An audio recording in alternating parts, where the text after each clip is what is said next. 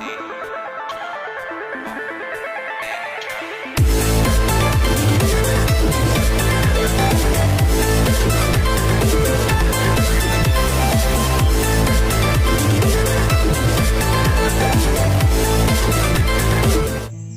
The Lord.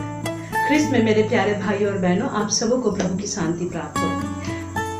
आप सब कैसे हैं? हम लोग के लिए हमेशा प्रेयर कीजिए और हमारे लिए हमेशा प्रार्थना में याद कीजिए, ताकि हम लोग इसी तरह से सबके लिए प्रेयर करें और आप लोगों के लिए हमेशा अच्छा वचन, अच्छा बातें हमेशा आप लोगों के लिए लेके आए। देखिए, असल में क्या है, असल ज़िंदगी में हम लोग जो अभी का जो ज़िंदगी है, हम लोग जिस तरह का ज़िंदगी लीड कर रहे हैं, उसमें कहीं ना कहीं हम लोग एक कमी में खलते हैं। क्या है वो कमी?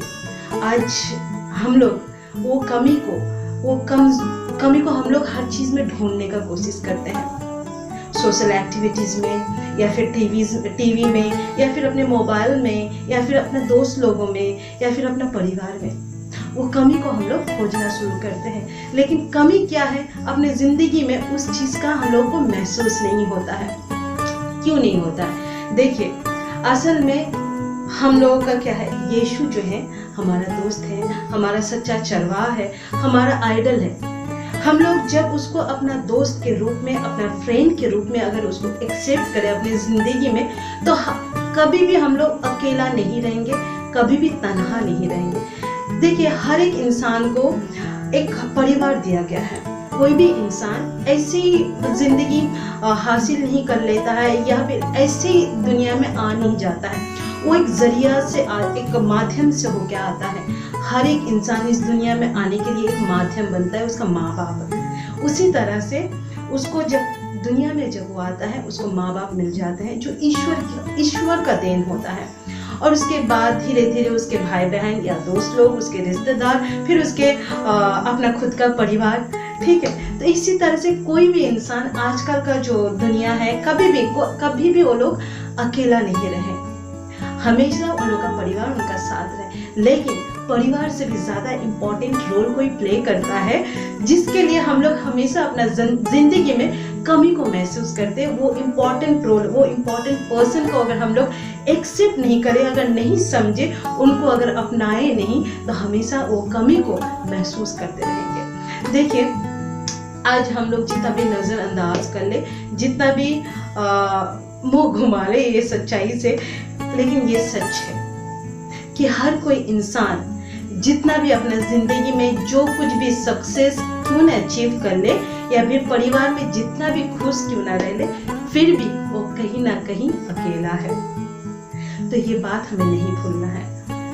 ये बात अगर पहले हम लोग समझ जाते हैं तो बहुत अच्छा, अगर देरी से समझ पाते हैं तब तो जिंदगी बहुत आगे निकल जाता है। बाद में लास्ट में समझेंगे, तब हम लोग रिटर्न बैक करने का कोशिश करेंगे अपने लाइफ में, या उनका साथ पाने का कोशिश करेंगे, तब शायद बहुत देर हो जाए।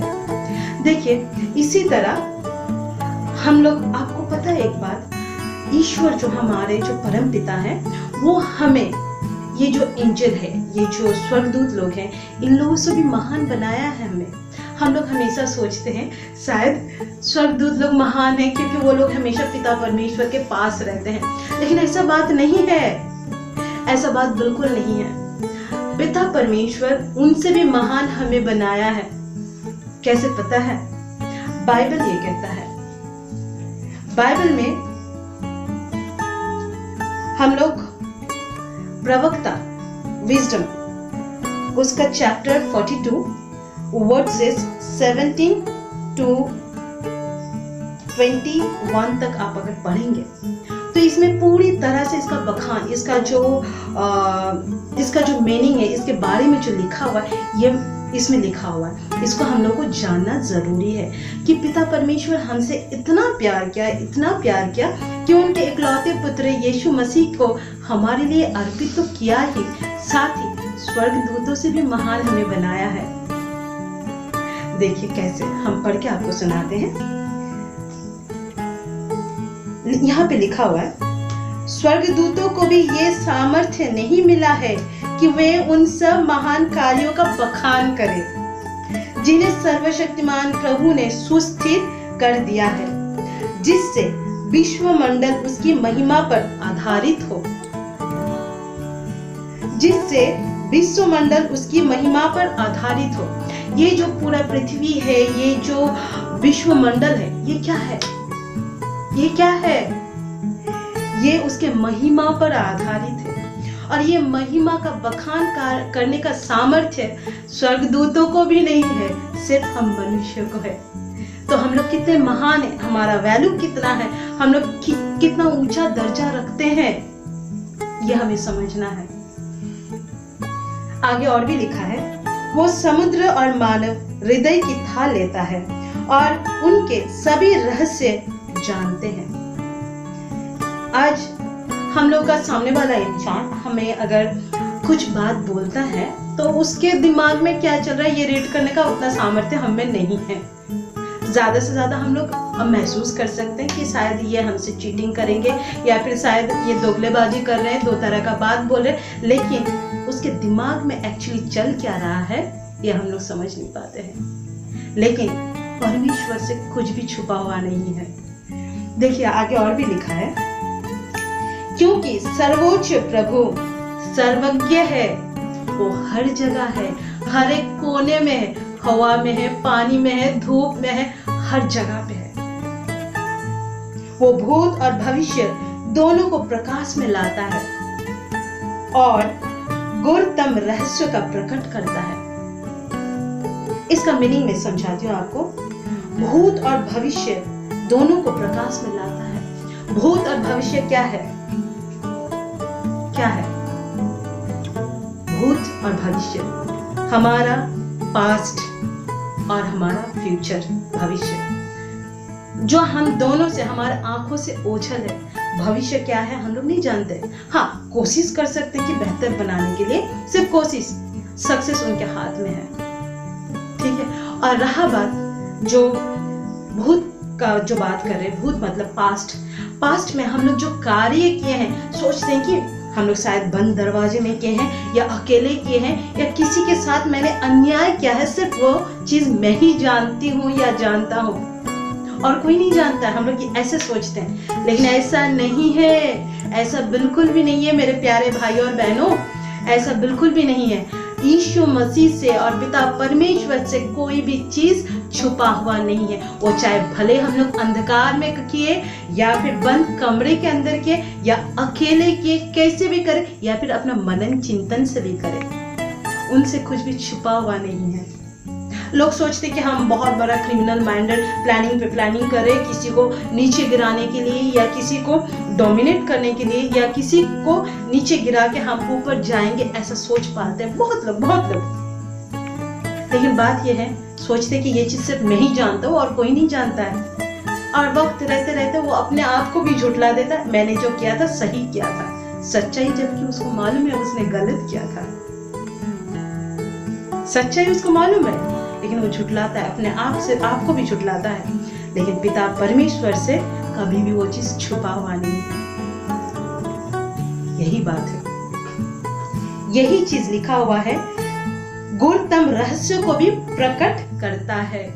मतलब हम लोग अगर कोई भी पाप अगर सोच विचार से, अपना नजर से, अपना जुबान से करते हैं, जिसका सिर्फ हमें पता है, और एक टाइम जब आता है हम लोग उस पाप को भी झुठला देते कि हमने किया है बोल के, अपने आप को भी झुठला देते कि ऐसा हमने नहीं किया है, समझा देते हैं। लेकिन ईश्वर से कभी नहीं छूटता है।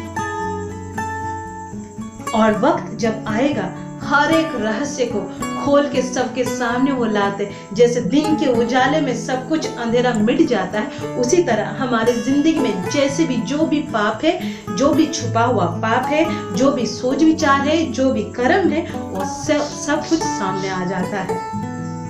तो आगे और भी लिखा है, वो हमारे सभी विचार जानता है। देखिए आगे लिखा है, वो हमारे सभी विचार जानता है, एक शब्द भी उससे छुपा हुआ नहीं है।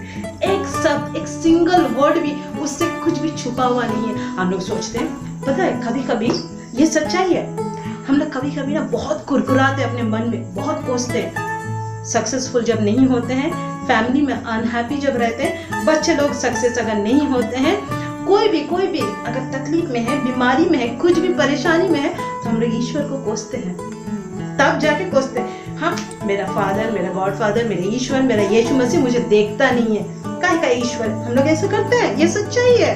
हम लोग उनको कोसते हैं, हम लोग गाली देते हैं। हम लोग अगर अपने अंतर में, अंदर आत्मा में, अंतरतम का हृदय में अगर झांक के देखेंगे, सच्चाई यही है। हम लोग जब सक्सेसफुल नहीं रहते हैं, हम लोग ईश्वर को उसका गुनहगार समझते हैं, उसके लिए कोसते हैं। लेकिन गुनहगार एक्चुअली कौन है, कभी सोचे हैं? ईश्वर नहीं है। उन्होंने हमें हमेशा नॉक करके हर बार समझाते हैं। वो कोई भी इंसान के जरिए हो या किसी भी कोई चीज को माध्यम बना के समझाते हैं, हमेशा समझाएं, लेकिन हम लोग हमेशा इग्नोर कर देते हैं, हमेशा इग्नोर कर देते हैं। सोचिए, अगर परिवार में बच्चे लोग भटक रहे, माँ बाप बार बार समझा रहे, या फिर ग्रैंड पेरेंट जो रहते हैं वो लोग समझाते हैं, लेकिन बच्चे लोग नहीं सुनते। वही चीज अगर हम एक हस्बैंड वाइफ का भी बात करेंगे, पति अगर सोचिए शराब पी रहा है या फिर घर में गाली गलौज कर रहा है या कोई भी इस तरह का व्यभिचार काम कर रहा है, तो पत्नी बार बार समझाते, देखो ऐसा काम मत करो, इसका पाप का भागी हमारा बच्चा बनेगा, हर बार समझाते हैं, लेकिन नहीं समझता है। वो अपना जिंदगी में, अपना ऐशो आराम में, अपना निजी वासनाओं में, चिंताधाराओं में इस तरह से खो गया है कि वो अपने पत्नी का बात नहीं सुन पाता है। नॉट ओनली हस्बैंड लोग, वाइफ लोग भी आजकल, क्योंकि औरत लोग जो है ज्यादातर काम में बिजी रहते हैं, ऑफिस वर्क में बिजी रहते हैं, और वो भी अपना रूटीन चेंज कर दिए हैं। वो लोग भी पार्टीज में जाते हैं, गैदरिंग में जाते हैं, हर चीज में जाते हैं, लेकिन परमेश्वर का गैदरिंग भूल गए, परमेश्वर के साथ जुड़ना भूल गए हैं। इसीलिए उनका परिवार में शांति नहीं रहता, इसीलिए उनका परिवार में बच्चे लोग सही से मम्मी पापा को सम्मान नहीं देते, रेस्पेक्ट नहीं देते। एक टाइम जब आता है जब माँ बाप को सच्ची में उनके बच्चे का साथ का जरूरत होता है, जब वो बेड में गिरा रहते हैं, जब शरीर का ताकत मिट्टी में मिल जाता है, तब वो बेड में गिरे रहते, तब उनको उनके बच्चे का कमी खलता है, तब बच्चे को पास में पाने का कोशिश करता है, उसको हर बार बुलाते हैं कि तुम थोड़ा बैठो मेरे पास, तुमसे बात है, लेकिन बच्चे के पास समय नहीं रहता है। तब हम लोग बच्चे को कोसते हैं, लेकिन इसका जो शिक्षा किसने दिया है? खुद पेरेंट्स ने दिया है, अपना नेचर से, अपना एटीट्यूड से, अपना कर्म से, अपना बोली से, अपना सोच से। तो इसीलिए हमारे सोच को, हमारे कर्म को, हमारे वैल्यू को समझे। आज हम लोग अपना जो वैल्यू है, पिता परमेश्वर ने हमें कितना महान बनाया है। सोचिए, स्वर्ग दूतों से भी महान बनाया है, उनका महिमा का बखान करने का सामर्थ्य हमें प्रदान किया है। ये चीज को हमें समझना है कि हम लोग उनके लिए कितना इंपॉर्टेंस रखते हैं, इस चीज को समझना है। आगे और भी लिखा है, उसकी प्रज्ञा के कार्य सुव्यवस्थित है, क्योंकि वो अनादि और अनंत है, उसमें ना तो कोई वृद्धि है और ना कोई ह्रास। देखिए, हम लोग हमेशा ये बात जानते हैं कि हम लोग का जो सोच है, जहां पे जाके एंड होता है, वहां पे ईश्वर का सोच शुरू होता है। तो बस ही मेरे प्यारे भाइयों और बहनों, हम लोग अपना सोच को, अपना जो मेंटालिटी है, हमारा जो वे ऑफ थिंकिंग है, इसको चेंज करना है।